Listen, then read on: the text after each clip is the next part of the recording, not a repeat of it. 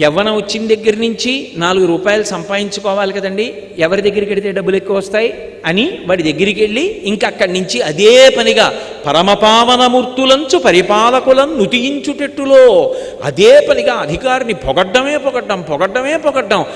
ఏ అధికారి రానివ్వండి పొగిడి ఆయన దగ్గరికి చేరిపోతూ ఉండడం. ఇందులో ఒక్క పొగట్ట ఈశ్వరుడి దగ్గరికి వెళ్ళి ఒక్క నామం ప్రీతితో వాడి జన్మ మొత్తం మీద పరమేశ్వరుడి దగ్గర చెప్పడం. మీ వంటి వారిని కాదు, నాబోటిగాడి గురించి.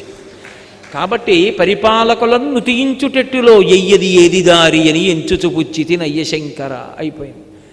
ముసల్తనం వచ్చేసింది. వార్ధక్యంబున మోహమూర్ఖతలచే వాతాది రోగాలచే వ్యర్థంబై చెడు వాక్ప్రవాహములచే వాత్సల్య చిత్తంబుచే అర్ధధ్యానముచే మహాభ్రమతచే హాస్య ప్రసంగాలచే స్వార్థంబై పరమార్థమై చెడుదురి స్వార్థ ప్రజల శంకర. వృద్ధాప్యం వచ్చిన దగ్గర నుంచి అయ్యో ఇంక ఎప్పుడు శరీరం ఎంత చటుక్కుని వెళ్ళిపోవచ్చు, తీసిన ఊపిరి వదలపోయినా వెళ్ళిపోయాడు, వదిలిన ఊపిరి తీయపోయినా వెళ్ళిపోయాడు. ఇప్పటికైనా మరి లోపల ఉన్న జీవుడికి పుణ్యం కట్టబెట్టుకోవాలి కదా. ఓ నామం చెప్పడం, ఓ చదువుకుందాం, ఏమీ లేదు.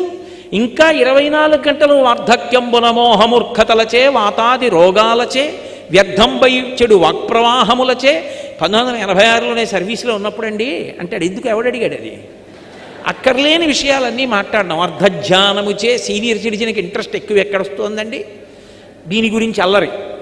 పరమేశ్వరుడి గురించిన తాపత్రయం లేకుండా పోయిందే అంటే అది తప్పు అని నేను సిద్ధాంతీకరించట్లేదు. కేవలం అదొకటే ఉండి పరమేశ్వరుడి గురించిన స్పృహ లేకపోవడం తప్పని చెప్తున్నాను అంతే.